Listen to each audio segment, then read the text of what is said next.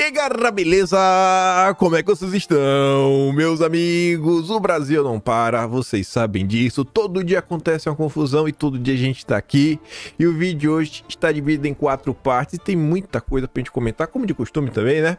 Vamos começar falando dele, Luiz Inácio Lula da Silva, que nos últimos dias vem sendo chamado de Baidinho da Silva, o Biden brasileiro, e ele vem se demonstrando muito desconfortável com sua nova alcunha, e temos que falar sobre isso. Falar sobre isso e também falar sobre algumas falas do Lula totalmente destemperadas, né? Mostrando que ele não muda, só piora.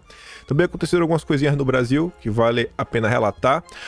Alguns ministros que andaram falando algumas coisas que levantam algumas suspeitas, né? Aquelas suspeitas de sempre e que com certeza a imprensa não vai se debruçar sobre elas. Para depois falarmos sobre Jair Messias Bolsonaro, direita, CPEC, indiciamento, perseguição, o consórcio, mudanças políticas, filiações, tem muita coisa no segundo tema. Basicamente fala muito da esquerda, depois muito da direita, e o terceiro tema, eu acho que vai ser o último do vídeo de hoje, temos que falar do senhor Lula e da Globo, porque tem umas coincidências que só podem ser coincidências, né? Eu adoro coincidências, adoro coincidências. A gente vai ter que ver um vídeo do Lula 2 vezes no vídeo de hoje. É um vídeo aí que o Lula fala sobre bens, né? Containers. Mas vamos lá depois dessa introdução. Ficou até curta, né? Mas vejam só. Isso aqui vocês já devem ter visto, mas a gente não tinha comentado. Dia 5 agora, Lula teve a coragem, né? Porque tem que ter coragem de falar uma loucura dessa. Quando eu estiver fazendo uma coisa errada, ao invés de vocês falarem o Lula está errando, vocês têm que falar eu tô errando. Porque o Lula é o povo na Previdência. Como é que o cara tem coragem de falar uma coisa dessa?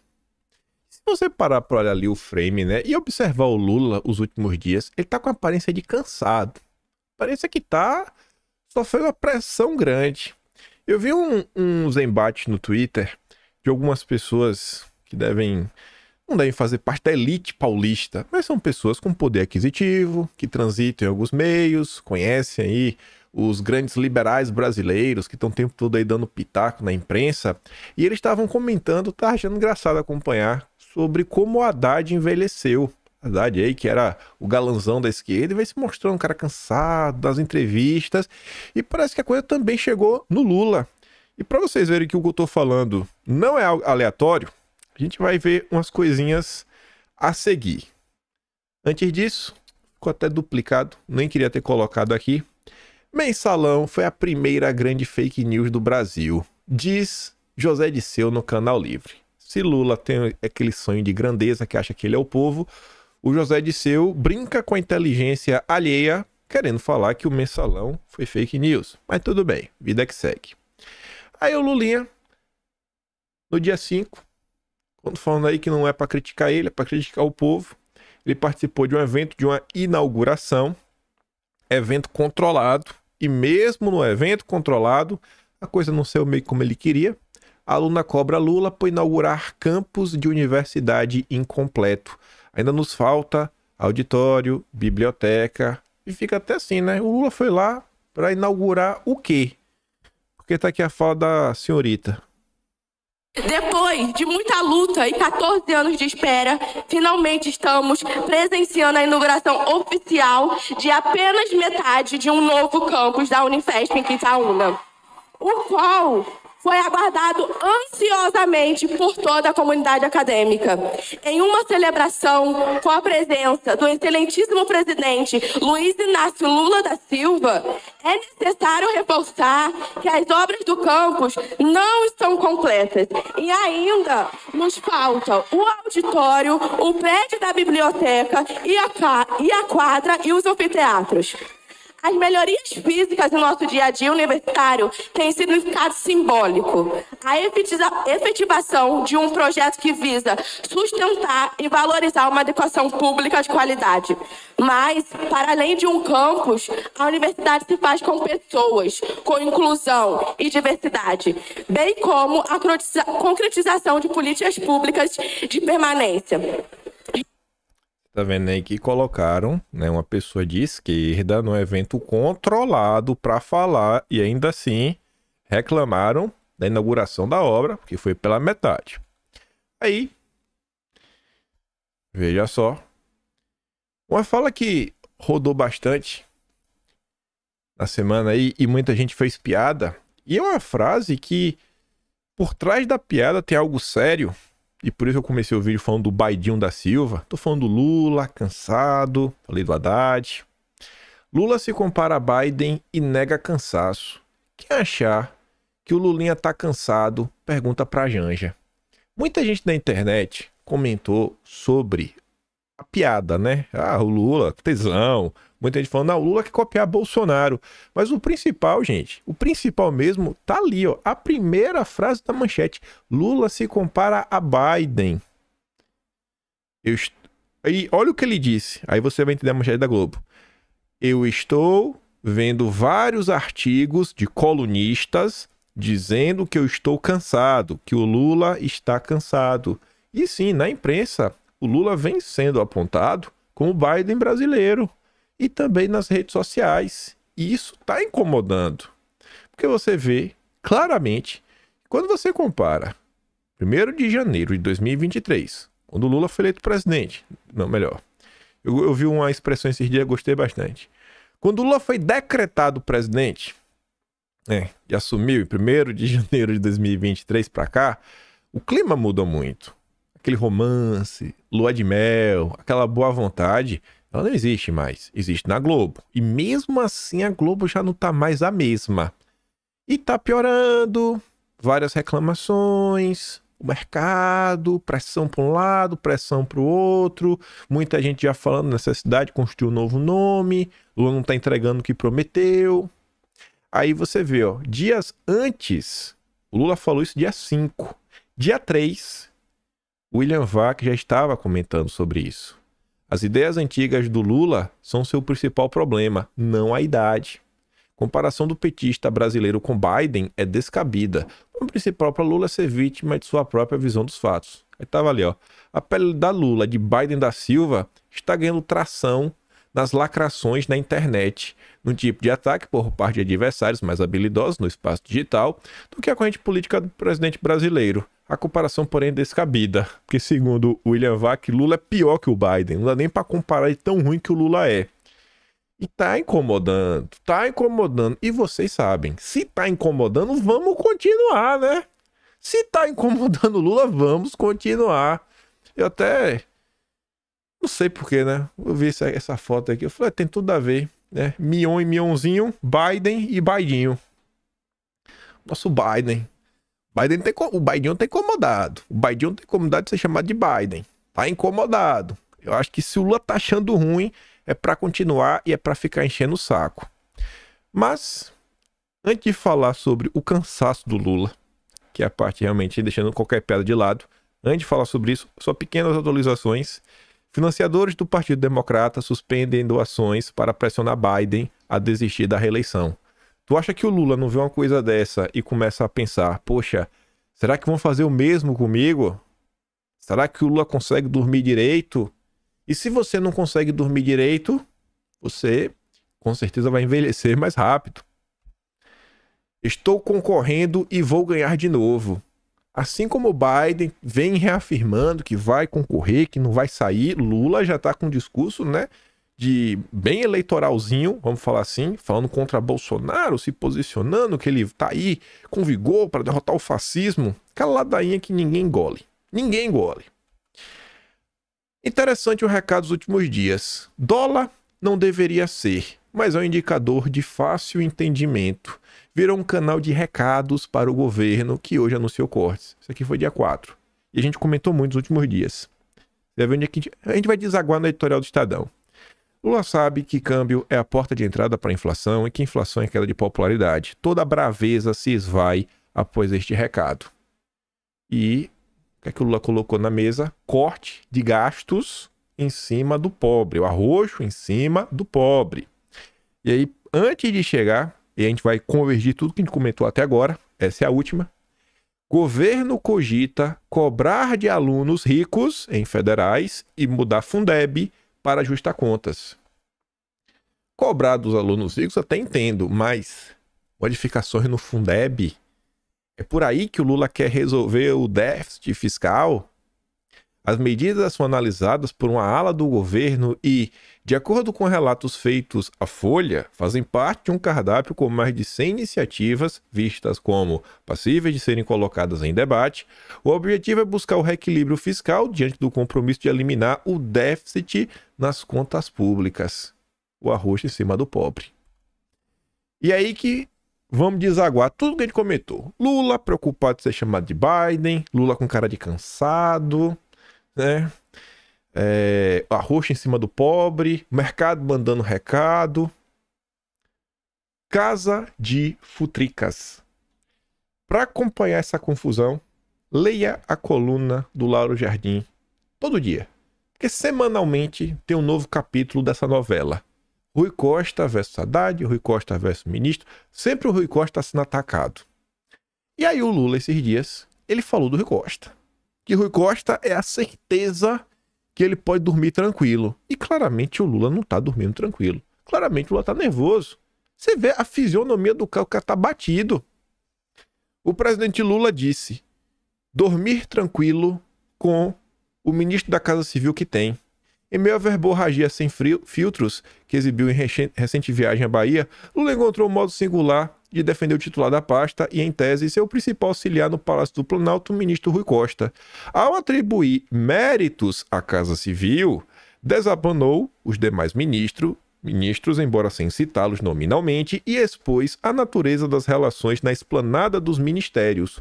Um assombro. Seja como for, a declaração de Lula escancara a desconfiança que impera na relação do presidente com seus auxiliares. E quem conhece as entranhas do poder sabe a disposição de ministros e assessores para tentar driblar a força dissuasória e de comando que um presidente da República tem, omitir falhas, direcionar escolhas e se proteger do chefe.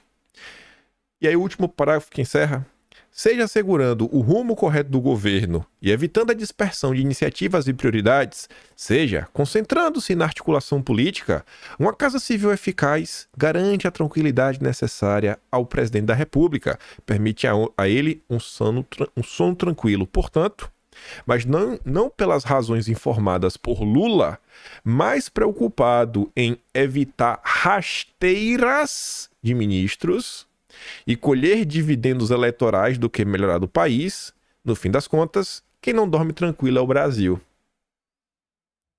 O papel do Rui Costa, o ministro da Casa Civil do Lula, vem sendo impedir que o Lula tome rasteiras dos seus próprios ministros.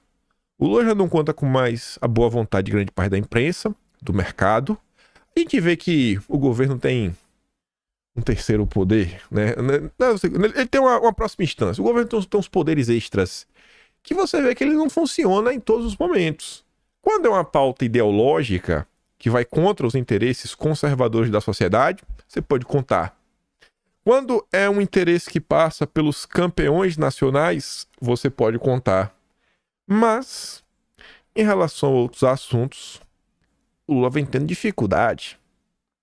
E cada dia que passa, você vai vendo que essa margem de manobra dele para continuar enganando a própria esquerda está cada vez pior.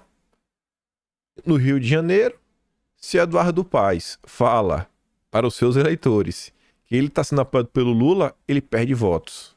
O Boulos, na última pesquisa, está marcando 38% no segundo turno, contra 48% peixe morto do Ricardo Nunes, que é um zero à esquerda.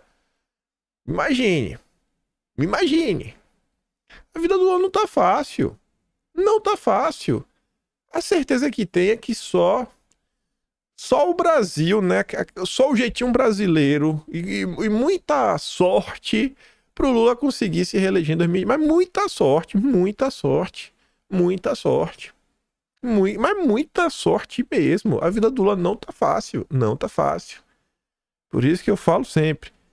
Temos que pensar qual é o plano para 1º de janeiro de 2027. A direita vai voltar. Quando a direita voltar, toda a esquerda, todo o PT vão fingir que estávamos vivendo na Suíça. E aí, do dia 31 de dezembro para o dia 1º de janeiro, a gente saiu da Suíça e virou, sei lá, o país mais pobre do planeta. E vão começar a cobrar dia sim, dia também. Todos os indicadores, ainda que Lula entregue uma economia quebrada, claramente, e a imprensa está comentando, ninguém vai ter pena de um governante de direita, a imprensa não vai ter lua de mel, vai estar colocando a culpa, nada vai ser culpa do Lula, do PT, vão desgastar o governo por 4 anos para tentar voltar em 2030. Mas pode anotar, se não tiver uma solução, vai ser caótico, caótico. O Lula só daquele jeito para conseguir se reeleger. Aí você olha outras frentes. Pantanal. Fogo já destruiu área 6 vezes maior que o Rio e bioma tem pior primeiro semestre da série histórica. Lula bateu recorde. Lula bateu recorde e pode conseguir ter o pior da história, inclusive passou em 2020, que foi a época do Fica em Casa, que o Fica em Casa acaba, né, para atrapalhar isso daí também. Experimento científico da UFMS no Pantanal causou incêndio acidental em reserva privada de Irlaudo. Aí, além disso, tem a questão da dengue, que aí é recorde absoluto. Teve mais óbitos em 2024 do que nos últimos 7 anos. Você soma os últimos 7 anos, Lula sozinho já conseguiu. Isso até dia 30 de junho, viu? O governo, gente, só tem uma direção. É o fim. O fim. E estamos no primeiro terço, né? Passou já um terço já. Os primeiros 18 meses. Entramos agora, no 19º mês. Acabou um mês, 1 ano e meio. 1 ano e meio. Passou 1 ano e meio. Não chegou nem na metade, já tá desse jeito. Imagina quando passar a eleição, que todos os conchavos, todas as disputas já vão começar a mirar em 2026. Ninguém mais está preocupado agora. Agora não é o posicionamento para você estar bem na fita com o governo, para conseguir liberação de verba, de emenda, para ajudar na eleição do seu camarada, né? Agora não, cara. Agora realmente vai ter que decidir. Ou você tá mais à esquerda com Lula, ou você tá na oposição do Lula. Só tem essas duas posições para 2026. E ninguém vai querer ficar muito perto do Lula, né? Porque a imagem dele tá bem queimadinha. Aí no meio de toda essa confusão, lembra do questão do arroz? Olha o que o Fávaro disse. O ministro da Agricultura disse que o Brasil não precisa mais de leilão de arroz, apenas incentiva a produção nacional. Ai, por que não precisa mais?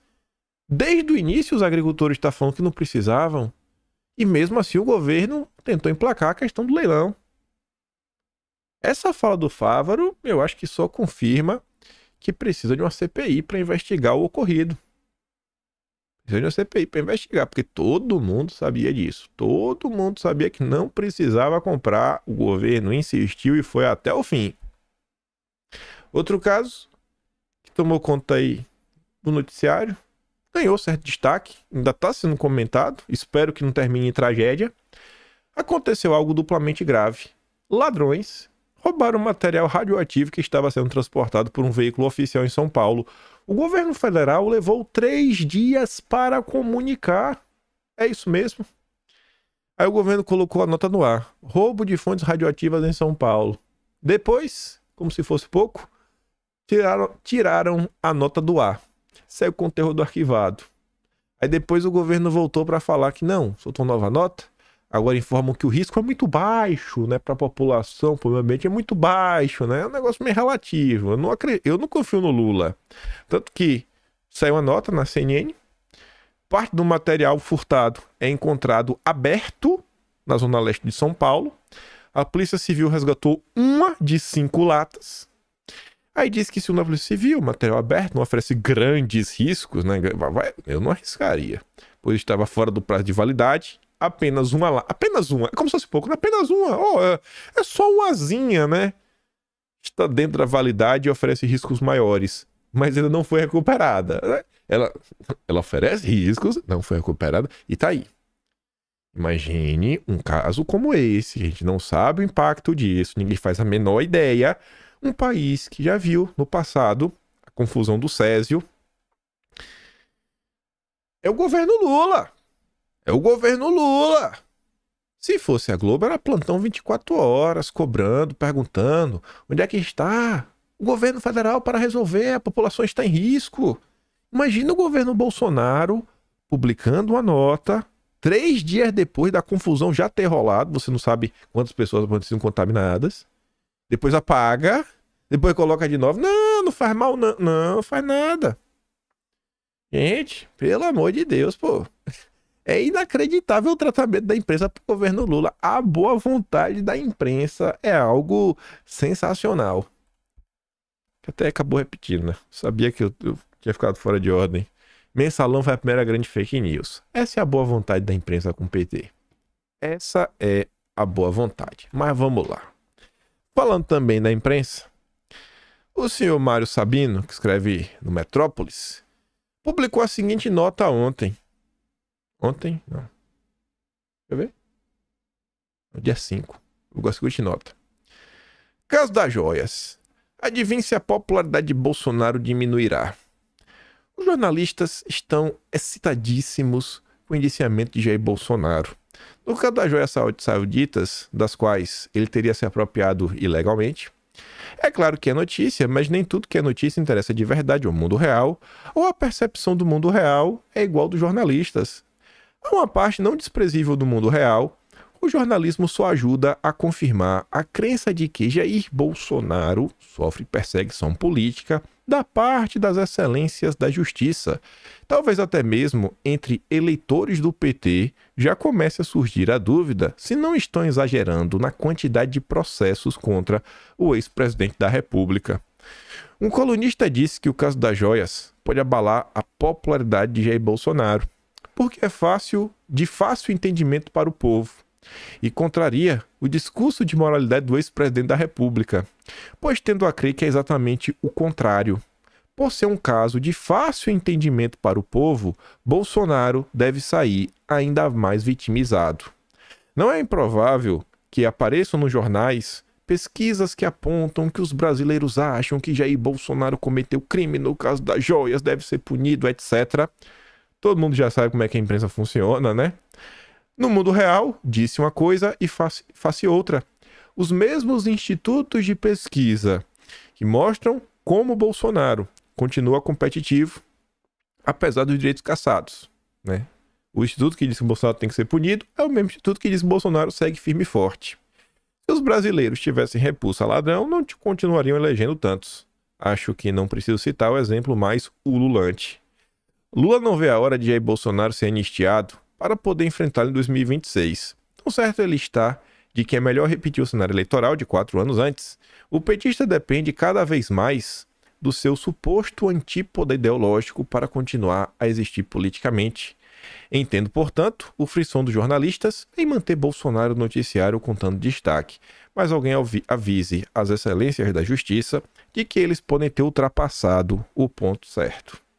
Você vê que é um texto de alguém claramente anti-Bolsonaro, mas que tá vendo que a galera tá perdendo a mão. Falando, cara, vocês estão perdendo a mão e o povo tá vendo. Isso aí vai acabar virando um capital político para Bolsonaro.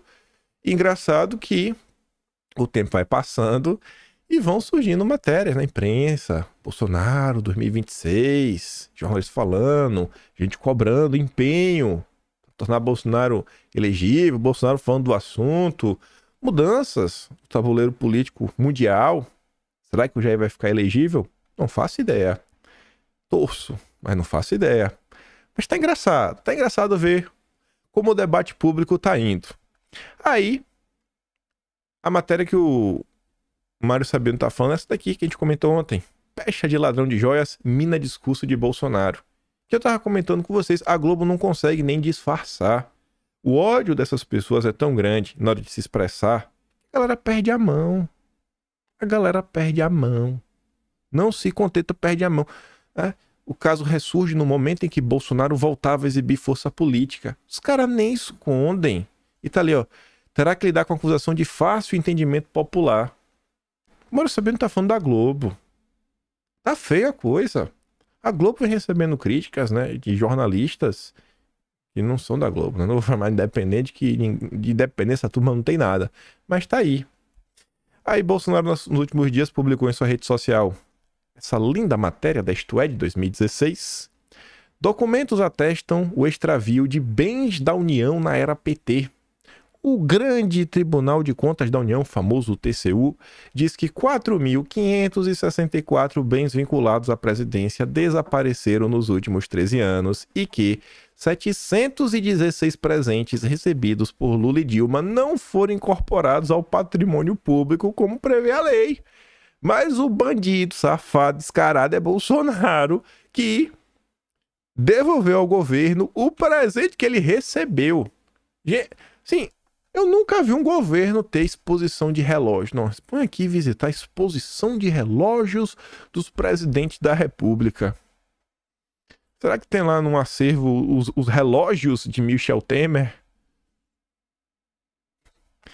É um negócio que é absurdo, bicho. É um negócio que é simplesmente absurdo. Aí Bolsonaro... Ah, não foi Bolsonaro, não, desculpa. Aí a Paula Schmidt postou um vídeo aqui, rapaz, do Lula, falando desses mimos, desses presentinhos. Relembrar é viver. Se liga. O que é? Alguém sair da presidência com um container de acerto cinema de povo? Você sabe o que é sair com cadeira, com trono, com papel, com tudo que você possa imaginar? Porque se somar todos os presidentes da história desse país, desde Floriano Peixoto, eu fui o que mais ganhei presente. Porque viajei mais, porque trabalhei mais, porque viajei o mundo, até trono da África. O que eu faço com isso? Se somar todos os presidentes do Floriano Peixoto, ninguém ganha mais presente que eu. Sai com 11 container. Mas que é o criminoso? Bolsonaro que devolveu. Bolsonaro que devolveu que é o criminoso. É um absurdo esse país. A Paula diz que a maior culpada por estarmos nesse esgoto de corrupção é a imprensa aliada. A imprensa é o quarto poder, o vigia que fiscaliza os outros três poderes. Quando ela se cala e abdica de sua missão, ela se torna cúmplice e entrega a sociedade aos abutres. Aí tivemos ontem o CPEC e Jair Messias Bolsonaro mandou a real. Ele disse que não vai recuar com as investigações da PF e cita mudança no TSE e parlamento para ter futuro melhor. Ter um futuro melhor. Ter um futuro melhor. Temos eleições neste ano. Votem com a razão e não com o coração ou emoção. Porque a composição do TSE vai mudar. Já mudou. Se tivermos uma grande bancada em 2026, pode ter certeza que a gente faz pelo parlamento, não pela canetada, uma história melhor para todos nós. Que é o caminho natural que qualquer coisa deveria passar. Qualquer projeto, qualquer lei, tem que passar pelo parlamento. E o homem está falando. Gente, não seja emocionado. Pense, raciocine, use a razão. E eu vou falar um pouco sobre isso. Eu achei um exemplo muito interessante dos últimos dias, onde pessoas começaram a brigar entre si por questões puramente emocionais. Essa direita é demais, mas a gente vai chegar lá. Deputado de São Paulo cobra que governadores ajudem Bolsonaro a reverter inelegibilidade para 2026. Não é isso que a gente vai falar, não. É outra coisa. Mas isso daqui já é algo também que envolve o que Bolsonaro falou. Tenham menos emoção. Ajam mais com razão.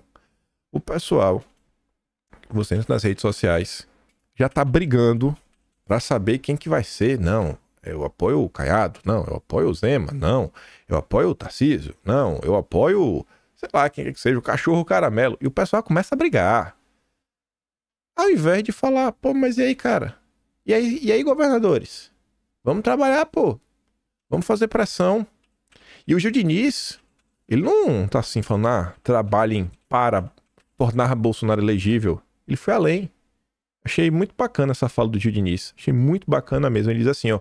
O Gil Diniz cobrou, nesse sábado, durante o CPEC, que governadores aliados do bolsonarismo usem o seu peso político para reverter a inelegibilidade de Bolsonaro e para anistiar os presos pelo 8 de janeiro, em vez de se colocarem como potenciais sucessores do ex-presidente na eleição de 2026.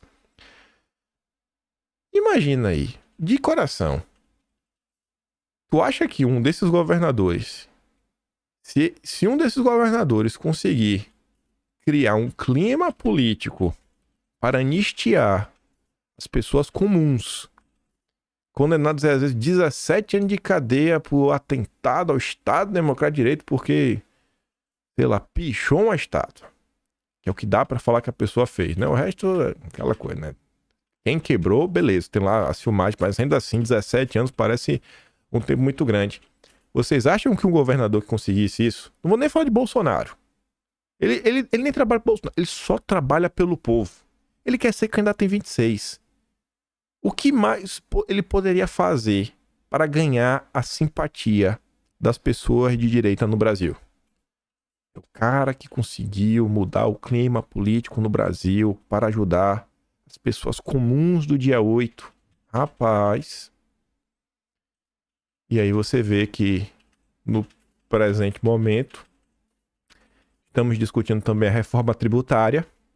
Um absurdo, porque estão querendo taxar carne, sabe? Coisa básica da alimentação de todo mundo. E nem isso você vê o empenho dos governadores para tentar barrar a reforma tributária do Lula. Aí, pegando a questão da razão e da emoção, olhemos isso daqui. Esse, para mim, foi um caso perfeito de razão versus emoção dos últimos dias. Fiquei observando o posicionamento de umas pessoas, de outras pessoas. Ricardo Salles fez o seguinte tweet, virou matéria na Globo. Salles diz que voltará ao Novo para concorrer ao Senado, partido do qual foi expulso em 2020. Aí, o Globo tá falando, é imposto no Twitter, tá ali, ó. Recebi oficialmente convite do Partido Novo para concorrer ao Senado em 2026, pelo meu estado de São Paulo.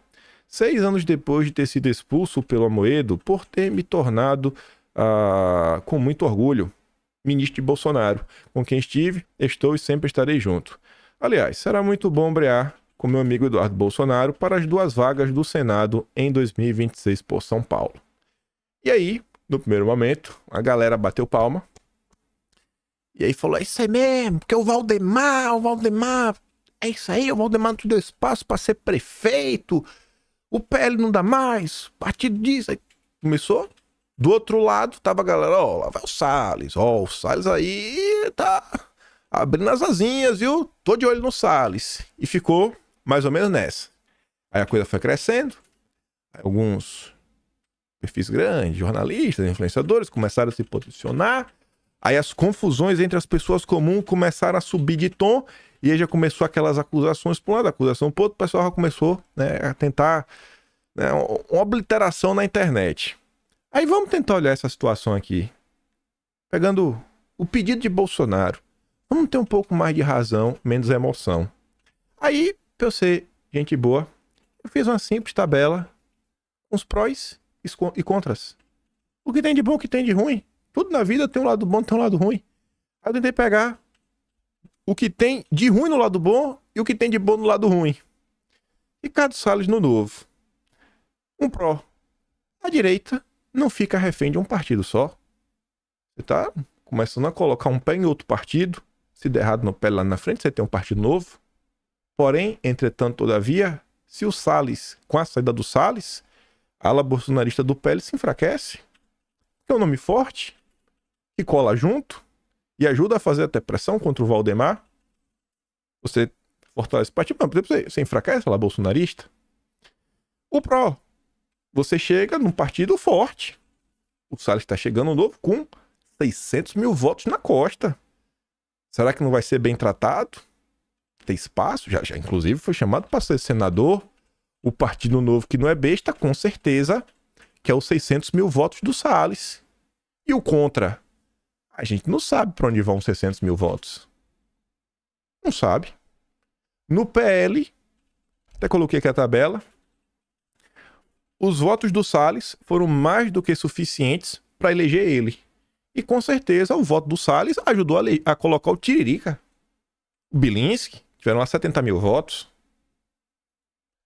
Se esses votos, os 600... O Salles não está indo para ser deputado. Está indo para ser senador. A gente não sabe se esses votos vão para o Novo ou vão ficar no PL. Se esses votos do Salles... Vamos supor que o Salles mudasse para o Novo para ser deputado federal. E ele tivesse 640 mil votos no Novo. Quem são os candidatos do Novo? Vinícius Poit, o pai é parceiro do Dória, e também o Poit é parceiro do Dória. Daniel José, o menino do Lema, amigo da Tabata Amaral. Ou vai ser um cara do Novo, mais novo, né? Um novo renovado. Qual é que vai ser? Não sabe. Então tem um pró e tem um contra. Mas isso daqui não tá no debate da internet. Na internet é emoção pura. Pura. Por um lado, você tem a questão de independência. Pronto, agora o Salles está mais independente, não depende do Valdemar. Por outro lado, tem um pensamento em grupo. Mas e aí? Tomou essa decisão, pensou nele, conversou com alguém, etc. E para entender isso, de um lado, ponto positivo, temos a certeza que vamos ter um candidato. Porque ele já está indo, ele já está... Eu vou ser candidato a Senado. Ele já decidiu, por ele. Mas eu coloco em risco a indicação do Eduardo. Qual o acordo de Bolsonaro com Valdemar?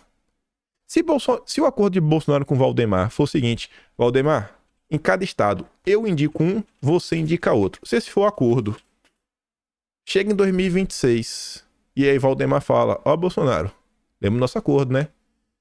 E aí se Bolsonaro não pedir voto pro Ricardo Nunes? Ricardo Salles. Se Bolsonaro não pedir voto pro Ricardo Salles, porque o acordo é um dele e um do Valdemar, o Salles tomou essa decisão sozinho ou tomou pensando em grupo? Eu não sei. Eu não tenho uma resposta. Eu tô colocando aqui o pró e contra. Às vezes ele falou com o Bolsonaro, mas isso não estava na internet. Ninguém quer saber sobre isso. As pessoas só querem se degladiar. Todo mundo tem certeza de tudo. Eu que sou burro, eu não tenho uma certeza de nada. Eu tô colocando aqui prós e contras. E aí, essa mesma questão de Bolsonaro também vale pro Salles. Por quê? O Salles vai pro Novo, segue apoiando o Bolsonaro. Aí tem um contra, o fator Zema 2026. Se chegar 2026, Bolsonaro tiver inelegível e Bolsonaro decidir que quer candidatar, quer que o sucessor dele seja o Tarcísio, e Zema quiser ser o candidato, o Salles vai apoiar o Tarcísio, estando no Novo, vai trair o partido? Eu acho que não. Ou o Salles vai aparecer junto com o Zema para fortalecer mais do GM São Paulo? E aí? É os prós e contras. Tem um pró, o povo ficou feliz. É bom deixar a militância, né, engajada. Celebrou a vitória contra Valdemar. Valdemar, que desgraçado. Por outro lado, os políticos do PL ficaram em silêncio. Não sei se ficaram em silêncio para não comemorar e deixar o Valdemar chateado, ou se ficaram em silêncio por não concordar, eu não sei. E minha conclusão disso tudo é que ninguém possui todas as informações, ou se alguém tem, as mesmas não foram tornadas públicas. E que grande parte da direita segue fazendo julgamentos rasos e pautando tudo numa visão maniqueísta, muitas vezes influenciada por ressentimento. Muita gente tomou a decisão simplesmente por não gostar de Valdemar. E não pensa, será que vai ter algum tipo de impacto? Ou será que o Salles vai receber o apoio do Jair? Aí depois, chega em 26, o acordo de Bolsonaro é um dele e um do Valdemar. Aí Bolsonaro aparece na TV falando, ó, vote em Eduardo, vote em, sei lá, o Valdemarzinho. Aí vem toda a turma. Bolsonaro traiu o Ricardo Salles. Bolsonaro, seu vagabundo, bandido, safado. Você traiu o Ricardo Salles. Você é um vendido, frouxonário. Eu já vi esse filme o tempo todo. É sempre assim. E quando isso rolar, ninguém vai lembrar do que aconteceu hoje. Óbvio. Talvez de boa também. Não se sabe. Talvez até esse acordo do Salles foi com o Valdemar. Falou, tu não deixou ser candidato a prefeito, quer ser candidato a prefeito. Vamos ficar de boa, vou lá pro Novo, porque lá vai ter o fundo partidário, não vai gastar do teu. Tu me deixa sair aqui de boa, eu vou. Tamo resolvido, beleza, a vida que segue. E resolveu. Não sei. O que eu sei é que as pessoas andam muito emocionadas, não pensando com a cabeça, deixando o coração falar mais alto. E muitas vezes o ressentimento é o mesmo ressentimento, às vezes, do antipetismo, que fica tão revoltada com Lula que não percebe que algumas ideias que são colocadas na mesa vão se virar contra a direita lá na frente. Eu não tenho resposta para isso daqui, ó. Eu queria ter falado, gente, o que vai acontecer é isso. Falar assim, ó, o Salles está sempre aliado com o Bolsonaro, pode confiar, vai dar certo. Ou falar, ó, o Salles aí tá em um projeto político sozinho. Eu não sei, eu não conversei com o Salles, não conversei com o Bolsonaro, não conversei com ninguém.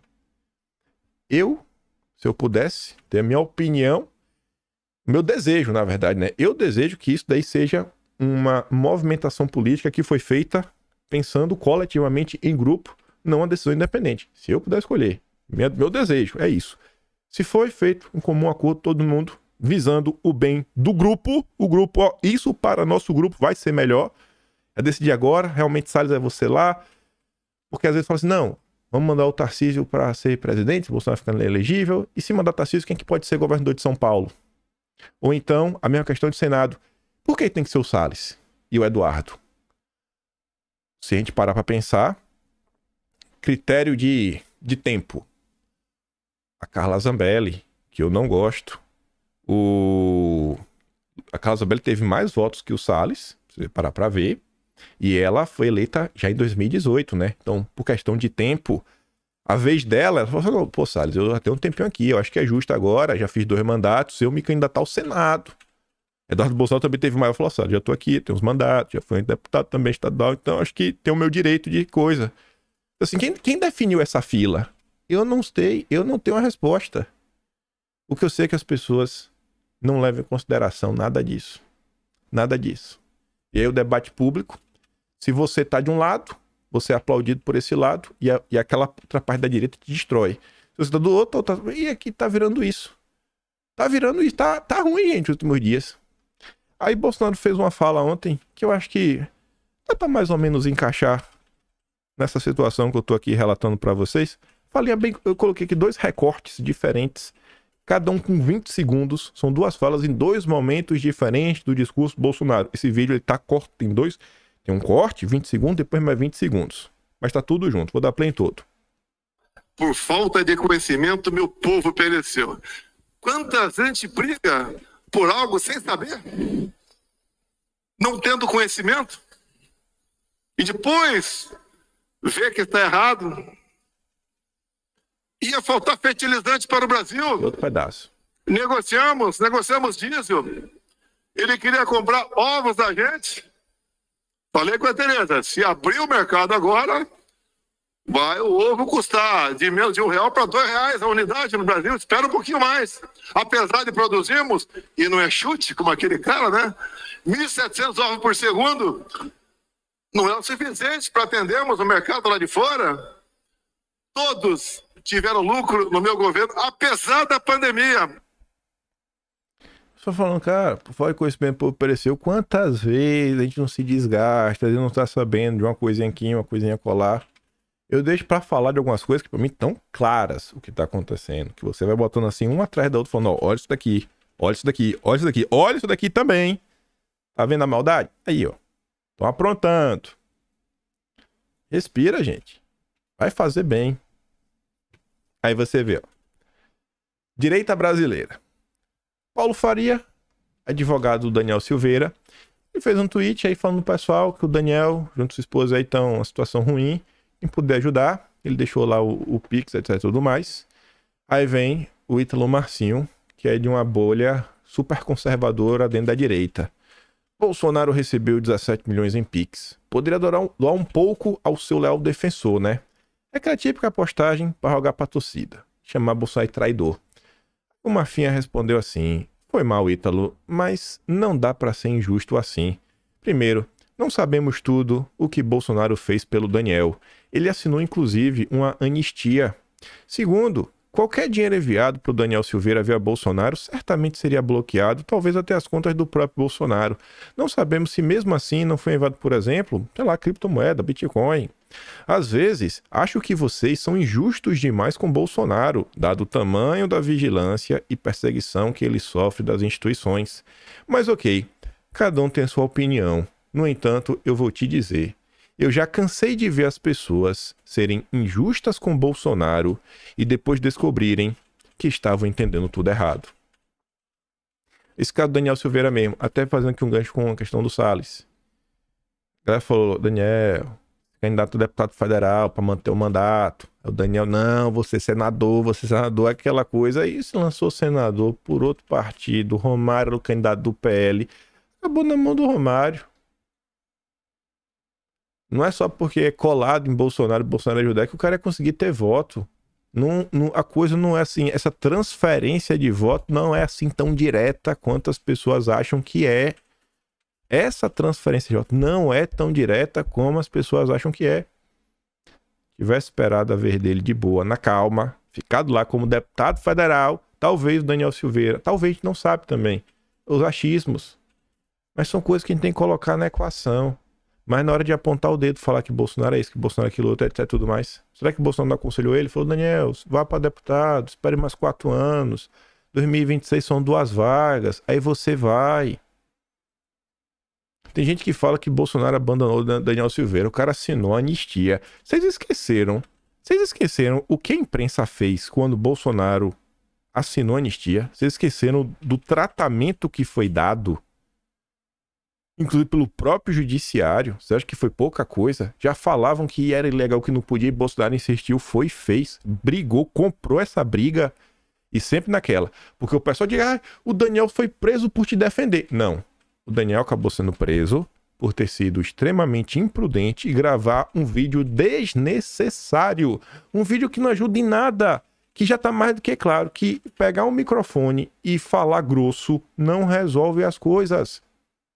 Não foi por defender Bolsonaro, não, foi por ter sido imprudente. Por ter sido imprudente. Pegar o telefone e falar, mas ele é deputado. O Brasil é injusto, gente. E vocês dizem isso todos os dias, que o Brasil é uma ditadura.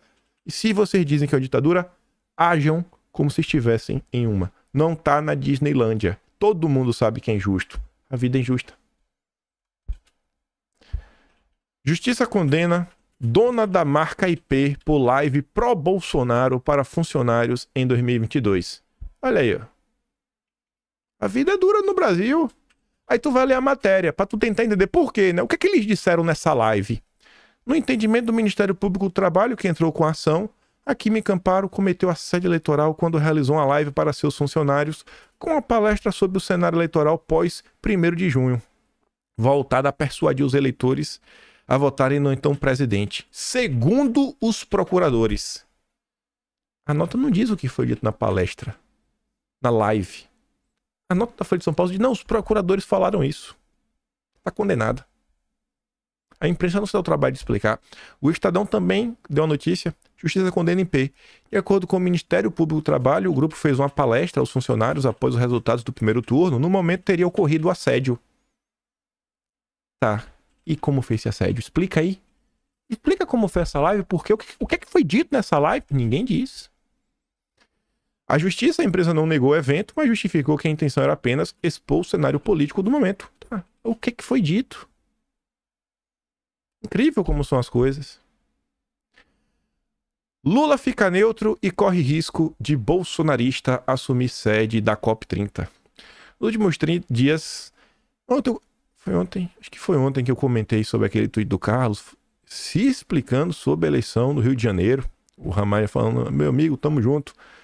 E o Carlos falando, antes que aí venham com maldade, falando que não tô participando da eleição do Rio, etc. O cara teve que se explicar.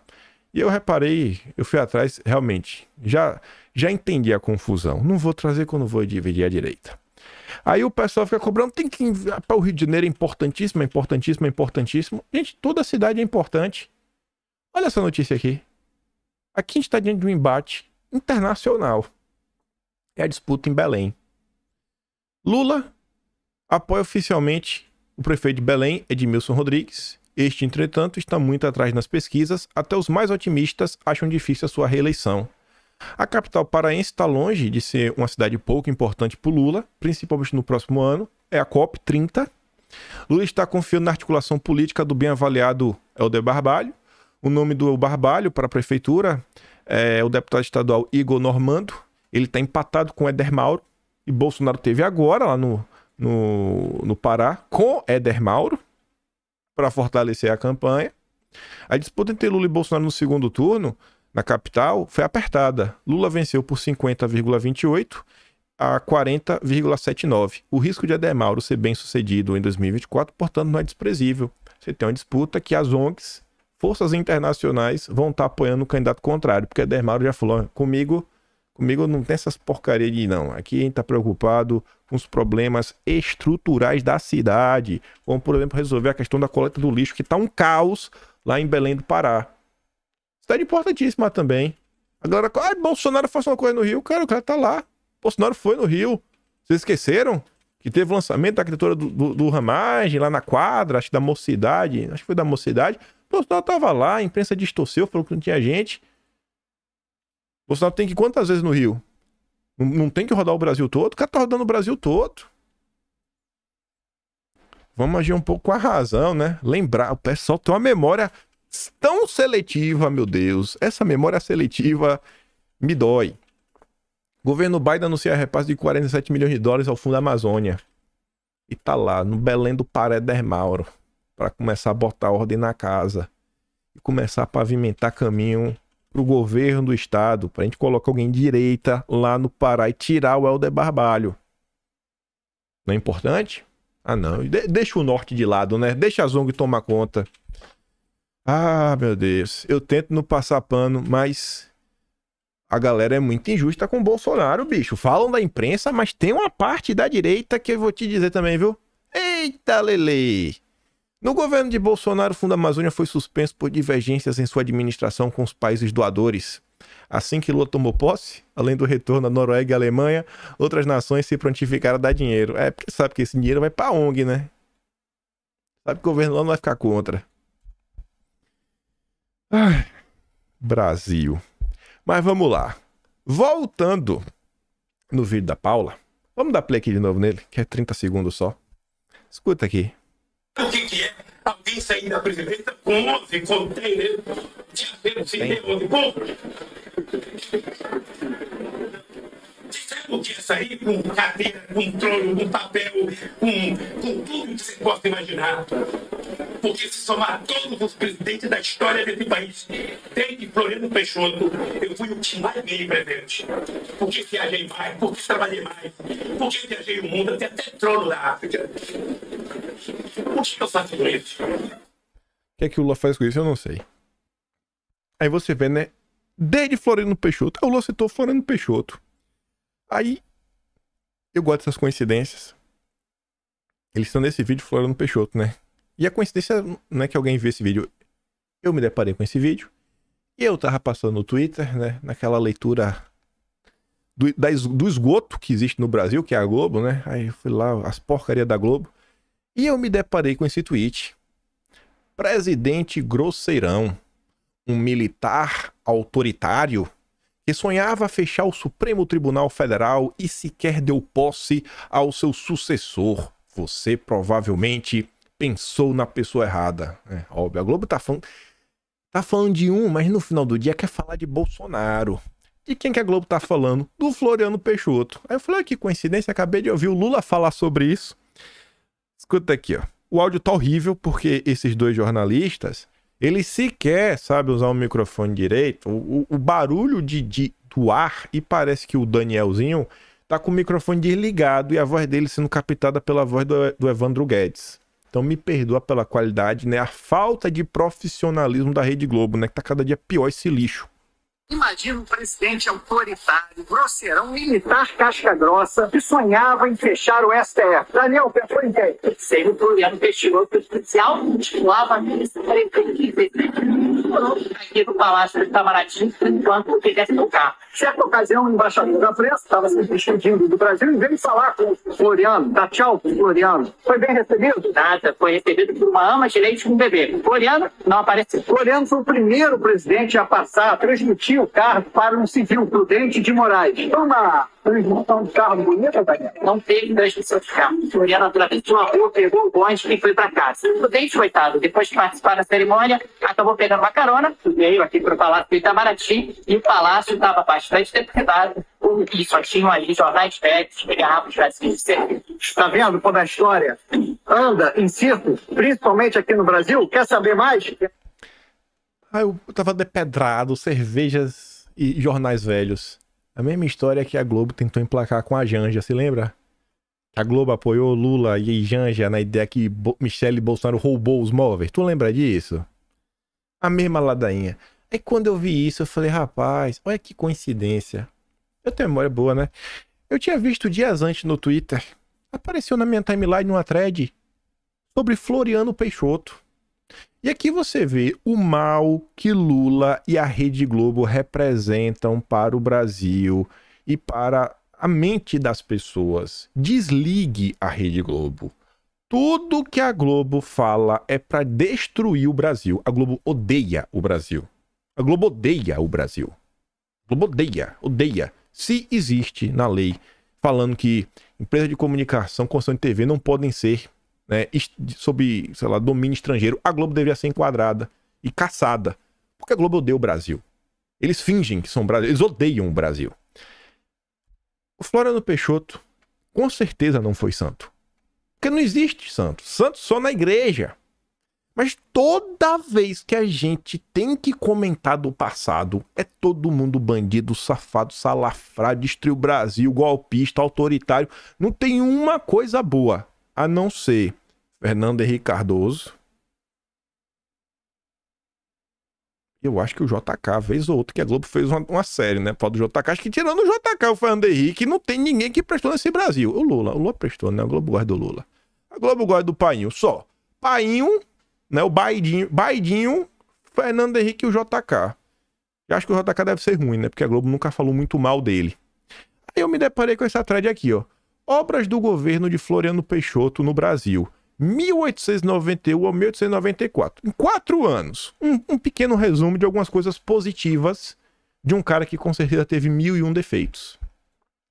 Autorizou e concedeu créditos para obras portuárias em Santos, Recife, Salvador, Rio de Janeiro, Torres, Ceará, Vitória, Sergipe e Alagoas para aprimorar a infraestrutura do território brasileiro. Importante, né? O que o governo Lula fez em relação a isso? Porque o governo Bolsonaro teve lá a questão da cabotagem, marco das ferrovias, pavimentou estrada pra valer, fez ponte. Eita, Bolsonaro que gostava de uma obra de logística, viu? Ah, deve ser por isso que compararam a Bolsonaro, né? O que o Lula fez para melhorar a logística nacional? Estimulou o fortalecimento de empresas de navegação existentes, aumentando de sua tonelagem a criação de novas empresas. Determinou a desobstrução de rios e o estabelecimento de navegação no Rio das Velhas e no Rio São Francisco. Bolsonaro estava lá, né? Levando o São Francisco para todo mundo. Prolongou os principais eixos ferroviários no país, com mais de 2.287 quilômetros de trilhos estendidos. Iniciou a construção de ramais de interesse de várias regiões econômicas ou estratégicas no Brasil. Regulamentou a repartição de terras e colonização e firma contratos sobre imigração e colonização. Bolsonaro também, né, mais de 400 mil títulos de terra foram regularizadas no governo Bolsonaro. Deve ser por isso que compararam com Floriano Peixoto. Ordenou a construção de poços artesianos, açudes e represas de rios no Piauí e na Paraíba para o combate à seca. Procura aí se não tem uns vídeos de Bolsonaro com o Rogério Marinho fazendo isso. Procura aí. Incentivou a mineração do ouro e dos fosfatos e a indústria da salina. Pera aí. Tá muito parecido, viu, Bolsonaro? Tá muito parecido isso aqui, viu? Você aí, garimpeiro safado. Bolsonaro é da área do garimpeiro. Os garimpeiros. Você tá vendo aí, né? Atacado por isso. fosfato, gente, é fertilizante. Central para a questão do fertilizante. E Bolsonaro apoiado, rapaz. Regulamentou o ensino secundário, nomeou professores e criou estabelecimento de ensino superior. Autorizou os estados e particulares para fundarem estabelecimento de ensino superior. Regulamentou o Ginásio Nacional através do decreto 1194 de 28 de dezembro de 1892 para proporcionar à mocidade brasileira a instrução secundária e fundamental, necessário e suficiente assim para a matrícula nos cursos superiores da República. Através do decreto 1178 de 23 de dezembro de 1892, aprovou um novo regulamento para o órgão Pedagogium, buscando melhorar seu desempenho e eficiência. Regulamentou a Biblioteca Nacional. Regulamentou o Museu Nacional, dispôs sobre o Parque, o Horto Botânico, o Jardim do Museu, ampliou os dias de visita para 3 por semana, dentre outras transformações. Nomeou em 1892 uma comissão para o reconhecimento e demarcação da área escolhida para a nova construção da capital do Brasil, que é a atual Brasília. Decretou a redução de aluguéis das casas de operários, interferiu no mercado de carne, concedendo isenção de impostos sobre gado e gado de pé e sobre a carne à venda nos açougues, promovendo assim a queda dos preços. Esse aqui o Lula odeia, porque o Lula quer taxar a carne. O Lula quer taxar, nem o frango mais vai ficar de fora no que depender de Lula. Lula tinha que aprender com Floriano Peixoto, viu? Demoliu os cortiços, cabeça de porco, pertencentes ao Conde Deu, e decreta a lei ordenando a criação de casas populares e operárias. Derrotou os revoltosos na segunda revolta da Armada na Revolução Federalista em 1894, decretou a fusão do Banco do Brasil e do Banco da República no novo Banco da República do Brasil, com o privilégio de emitir dinheiro próprio. Aí Lula não gosta, soberania nacional, não, Lula não gosta. Lula gosta de globalista. Elevou em 30% as tarifas alfandegárias sobre produtos têxteis, móveis de luxo e mercadorias de luxo em geral, ao mesmo tempo que reduziu em 30% as tarifas sobre máquinas importadas, implementos agrícolas e gêneros alimentícios básicos. Traga o Nobel da Economia para esse cidadão. Você tributa coisa que o Brasil produzia, móvel tinha no Brasil, roupa tinha no Brasil, mas queria comprar móvel de luxo. Você tributa, importação. Agora, para importar máquina, para aumentar a produtividade do Brasil, não tem imposto. Para importar implemento agrícola, para optimizar o agro brasileiro, não tem. Gêneros alimentícios básicos. Vamos reduzir o imposto do alimento básico. Não, o governo Lula é imposto da carne. Gente, a gente já teve um presidente assim, segundo a Globo, é o demônio na terra. É o avô de Bolsonaro. Em dezembro de 1892, por decreto, autorizou o Banco da República do Brasil a emprestar até 100 mil contos de réis sob forma de bônus para auxiliar as indústrias nacionais. Não são os campeões nacionais. Então calma, Lula, se controla. Em 2 de fevereiro de 1892 foi inaugurado o Porto de Santos, o maior da América Latina até hoje. Em 8 de outubro de 1892 foi inaugurado o serviço de bondes elétricos, o primeiro serviço de bonde elétrico da América do Sul na cidade do Rio. Óbvio que essas duas obras, né, ele não criou do zero, que ele começou um ano antes. Mas foi inaugurado no governo dele. Podia ser igual o PT, né, que deixa as obras passadas no papel. Destrói, que é para o anterior não ganhar nenhum tipo de mérito. Autorizou a reconstrução do Lloyd brasileiro, em 92, organizou a diretoria sanitária na capital federal em 1892, criou um batalhão de artilharia com 4 baterias de designação na 10ª comarca de Paritins, no estado do Amazonas, mandou para lá, né, para proteger o Brasil. O Lula também não curte. Criou cavalaria na comarca de Inhamuns, no Ceará. Concedeu, eu não sei como é que lê isso, eu já vi nos jornais antigos, né, que tem uma quantia, aí tem 2 pontos e depois vem um cifrão. Eu não sei como é que se pronuncia isso. De réis ao Ministério dos Negócios, da Indústria, Aviação e Obras Públicas para o pagamento das despesas com serviço de esgoto na cidade do Rio de Janeiro. Em 1893 foi fundada a Escola Politécnica da USP em São Paulo. Aí terminou essa thread e tinha uma pergunta boa. Antes que vocês falem, de onde é que saiu isso? Cadê a fonte? Aqui, calma, que a gente tem a fonte. Calma, fera, calma, petista. Amigo, boa tarde. Coloca a fonte aí pra nós, obrigado. Tá ali, ó. Universidade de São Paulo, Faculdade de Filosofia, Letras e Ciências Humanas, Departamento de História, Programa de História Social. A tese se chama A República e a Espada. A primeira década republicana e o florianismo. O autor é o Guilherme Azevedo Marques de Sais. Escrita em 2005. Aí eu fui dar uma lida nela, né? Só pra ver mesmo. Aí, por exemplo, ó, segundo o esquerdeiro, né? O Floriano é de esquerda. As coisas boas que ele fez é porque ele era de esquerda, progressista, né? O progressismo do governo presidencial de Floriano Peixoto se exprime através de medidas visando modernizar o Brasil. Em 1892, ele apresenta ao Congresso um programa político propondo uma reforma fiscal. O Lula não fez isso, ele quer tributar o povo. Reestruturação no sistema bancário, estímulo à indústria, construção de estradas de ferro, expansão da educação, construção de uma nova capital federal no Planalto Central, a manutenção do Tratado Mendonça-Blaine e o saneamento da cidade do Rio de Janeiro na época assolada pela febre amarela. Eu não esqueci, acho que eu pulei essa aqui do Rio de Janeiro. Ah, aqui, ó. Pagamento de despesas com serviço de esgoto na cidade do Rio de Janeiro. Foi o Bolsonaro que aprovou o marco do saneamento também, viu? Foi o Bolsonaro, viu? Só pra deixar claro. Aí você vê que a Globo não tá sozinha nessa. Dom Pedro I foi o primeiro golpista do Brasil e reforçou tradição autoritária. Toda vez, gente, que a imprensa fala do Brasil é pra destruir a nação. Toda vez. Você não acha uma nota elogiosa que enaltece alguma coisa, que nos faz sentir orgulho de ser brasileiro. E não faltam motivos. Eu tenho certeza que Floriano Peixoto fez muita coisa errada. Eu tenho certeza que Dom Pedro I fez muita coisa errada. Mas até quando a gente só vai ter acesso via imprensa do lado negativo do Brasil? Você vai em qualquer lugar, a galera tá falando alguma coisa importante dos seus países. Pega o discurso de Bolsonaro. Vê se Bolsonaro não tá comentando, fazendo um pequeno apelo histórico de algumas coisas da própria vida dele, né? Quando ele fala, ele, às vezes a gente julga sem saber. Ele fala que ele perdeu no concurso. Pô, se eu tivesse passado, talvez eu tivesse no acidente de Alcântara.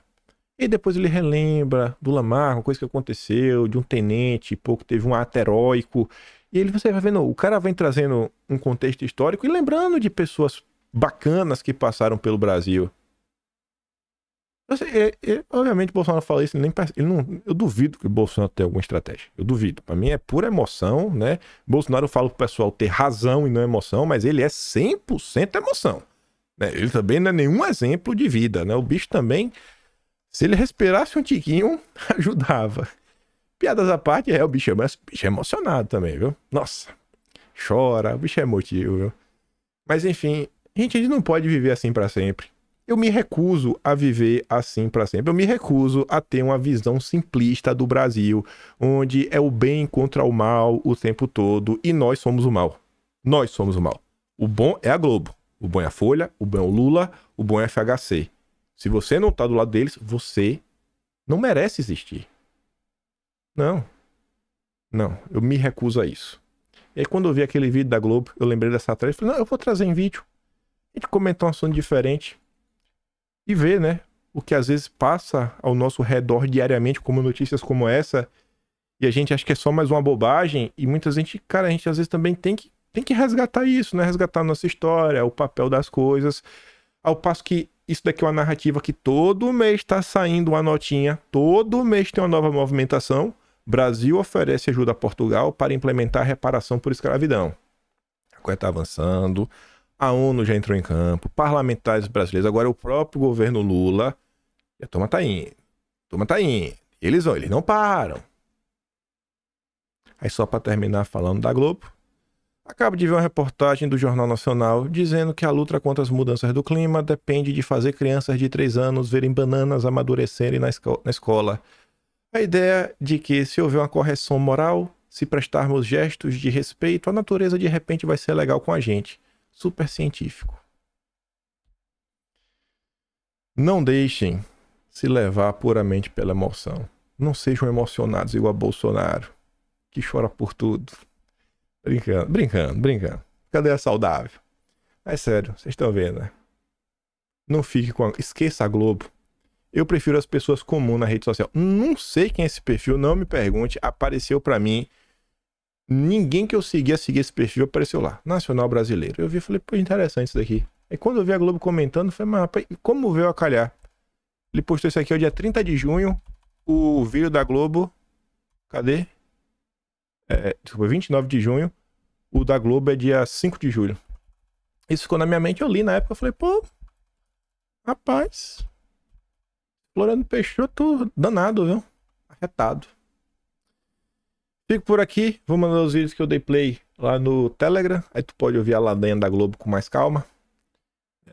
Na verdade tem um áudio, né, do Guedinho falando, o Guedes e o Daniel, não sei se eu baixei o vídeo.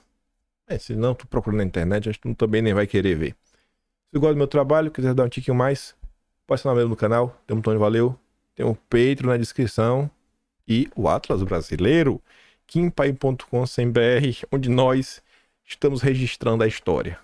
Tudo que tá acontecendo vai pra lá, bonitinho, organizado todo mês, pra ninguém esquecer nada. Compartilha, volta amanhã e eu deixo aquele grande beijo, abraço, tamo juntos. Valeu, meus amigos. Fui!